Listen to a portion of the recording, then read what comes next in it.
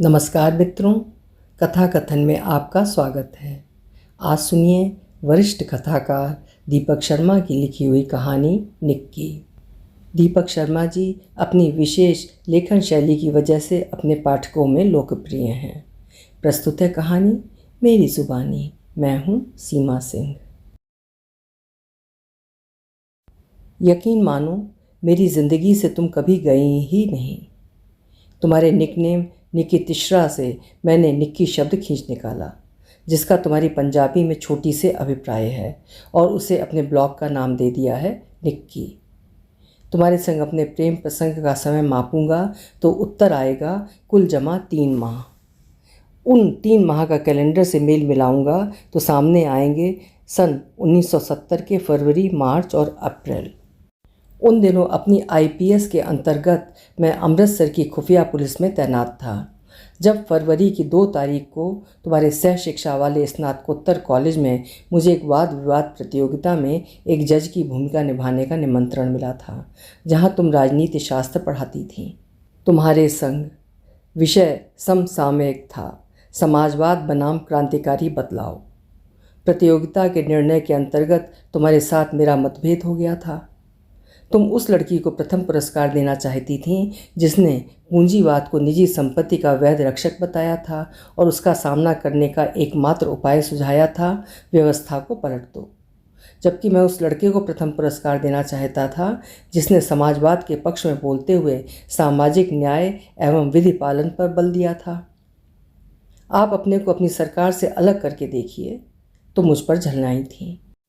ये एक बौद्धिक बहस है। सामाजिक समानता लाने के लिए हमें प्रयास करने ही होंगे। सामाजिक उत्थान एक मानवीय सरोकार है, उसे नज़रअंदाज करना निर्ममता होगी। मैं इसे धुआं छोड़ने के अलावा कुछ नहीं मानता। मैंने दृढ़ता से अपना सिर हिलाया था। थॉमस कार्लाइल का एक कथन है, दुख भोगते समय मनुष्य को अपना धुआं स्वयं उड़ा देना चाहिए। जब तक आप अपने धुएं को आग नहीं बना लेते, धुआं छोड़ने से कुछ भला नहीं होने वाला। आप दुख भोगने वाले की बात कर रहे हैं, दुख भगाने वाले की बात नहीं। जो जानता है दुख उसे उसके शत्रु ने दिया है। प्रौंधों यही तो कहता है, जो कोई भी मुझे शासित करने के लिए मुझ पर हाथ डालता है वो हर कोई एक अपहारी है और एक प्रजा पीड़क है, और मैं उसे अपना शत्रु घोषित करता हूँ।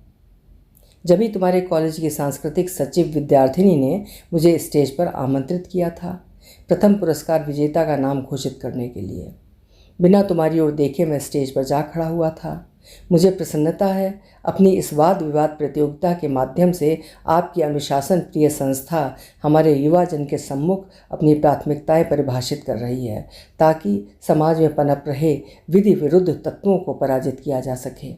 और प्रथम पुरस्कार उस प्रतियोगी को मिल रहा है जो अराजकता के नहीं, अनुशासन के पक्ष में रहा।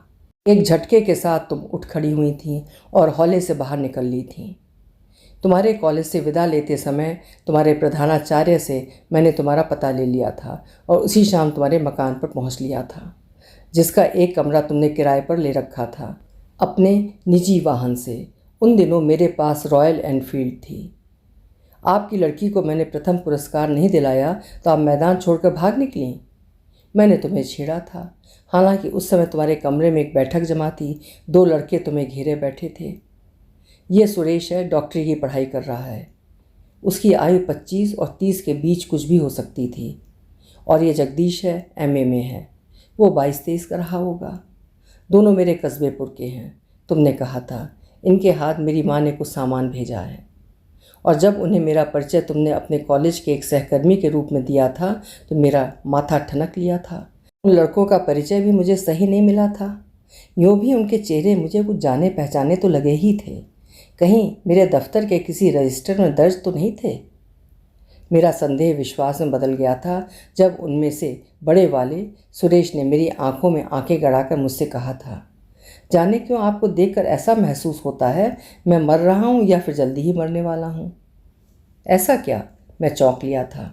क्या वो भी मुझे चिन्हित करने के चक्कर में था? और मुझे ये महसूस हो रहा है आप बहुत होशियार हैं, और ये भी कि ये होशियारी आपको देर तक जिंदा रखेगी, दूसरे लड़के जगदीश ने जोड़ा था। इन मूर्खों की धृष्टता पर मत जाइएगा। तुम घबराहट की हंसी हंस पड़ी थी। इन्होंने इधर तुर्गनेव का फादर्स एंड सन्स पढ़ा है और ये बेजोरोव की नकल में बोल रहे हैं।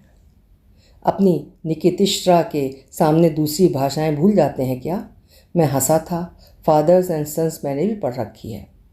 आपने ठीक जाना, मैडम हमारी निकितिश्रा हैं, पहले लड़के ने कहा था। झूठ झूठ। तुम्हारी घबराहट बढ़ गई थी और तुमने अपनी आंखें उन्हें तरेरी थीं।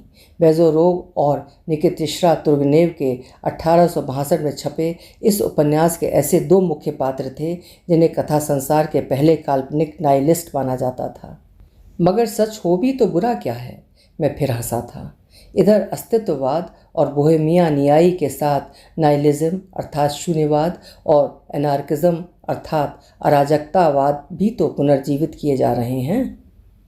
वो सब एक लंबी बहस का विषय है। आप आए भी तो किस समय? तुम तत्काल उठ खड़ी हुई थी जब मैं बाजार जाने की तैयारी में थी। माँ ने इनके हाथ वापसी में कुछ सामान मंगवाया है। अगली शाम मेरी मोटर बाइक की आवाज़ मुझसे पहले तुम तक पहुंच ली थी और तुम अपने हाथ में 2 किताबें लिए मकान के पोर्टिको में मुझे मिली थी। इस समय मैं आपको समय नहीं दे पाऊंगी। मैं टाउन हॉल की लाइब्रेरी के लिए निकल रही हूँ। मेरे बाइक की सवारी चलेगी? मैंने तुमसे पूछा था। यहाँ नहीं। तुमने ना में सिर हिला दिया था। बल्कि आप मुझे जब कभी मिलना चाहें तो मेरे कॉलेज आएँ, मेरे कमरे पर नहीं। मेरे मकान मालिक को आपत्ति है। उस दिन के बाद तुम्हारे कमरे पर मैं कभी नहीं गया था। मोबाइल अभी आए नहीं थे और तुम्हारे पास अपना कोई लैंडलाइन फ़ोन भी नहीं था। मगर अपने कॉलेज पर तुमने हमेशा मेरा स्वागत ही किया था। फिल्म के लिए, रेस्तरां के लिए, कॉफ़ी हाउस के लिए, टाउन हॉल की लाइब्रेरी के लिए। और जब कभी भी मैंने तुम्हें अपनी संगत देने के लिए अनुग्रह किया था तुमने सहर्ष अपनी स्वीकृति दे दी थी। फिल्में तो हमने ढेर सारी एक साथ देखी थी। फिल्मों का तुम्हें खूब शौक़ था, विशेषकर अंग्रेजी फिल्मों का। लेकिन तुम्हें वे फिल्में ज़्यादा पसंद आया करती थीं जिनमें एक्शन, मार दहाड़ और चेज़, लंबी दौड़ रहा करती, जबकि मुझे रोमांस और प्रेम कहानियाँ वाली फिल्में ज़्यादा पसंद आती थीं।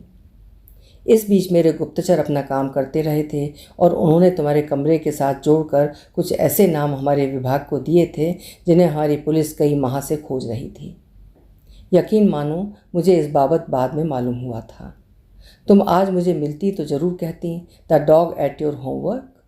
तुम कहा करती थी, मुझे मेरी सरकारी नौकरी ने ऐसे असंभव बहाने बनाने सिखा रखे थे जो दुनिया के सर्वाधिक अनर्गल माने जाने वाले इस बहाने को भी मात कर देते थे। The dog at my homework अर्थात मेरे घर का नियत कार्य कुत्ते ने चबा डाला।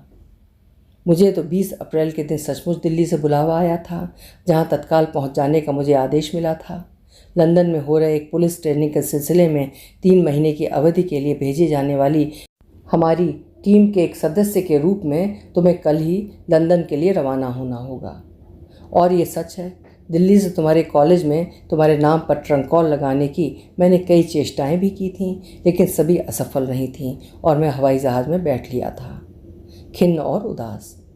और 3 महीने बाद जब अपनी ड्यूटी पर लौटा था तो सबसे पहले तुम्हारे मकान पर ही गया था, अपने जीवन का सबसे बड़े झटके और सदमे का सामना करने। कमरा खाली हो चुका था। तुम्हारे मकान मालिक ने बताया, इस बीच अपने कॉलेज से त्याग पत्र देकर तुम अपने कस्बापुर लौट गई थीं। हाँ, जाते समय अपने विवाह का निमंत्रण पत्र जरूर छोड़ गई थीं। कहना ना होगा, उस निमंत्रण पत्र पर तुम्हारे साथ दूल्हे के रूप में उसी सुरेश की तस्वीर थी जो उन्हीं 2 लड़कों में से एक था, जो उस वर्ष की 2 फरवरी को मुझे तुम्हारे कमरे में मिला था। तुम्हारे कस्बापुर के पते पर अपने विभाग द्वारा पता लगाने पर जाना, अपने पति के साथ अब तुम विदेश में बस गई थीं, स्थायी रूप से। अभी आप सुन रहे थे वरिष्ठ कथाकार दीपक शर्मा जी की लिखी हुई कहानी निक्की। आपसे अनुरोध है कि अभी तक आपने अगर चैनल सब्सक्राइब न किया हो तो चैनल ज़रूर सब्सक्राइब कर लें। कल फिर मिलेंगे। आपका समय शुभ हो।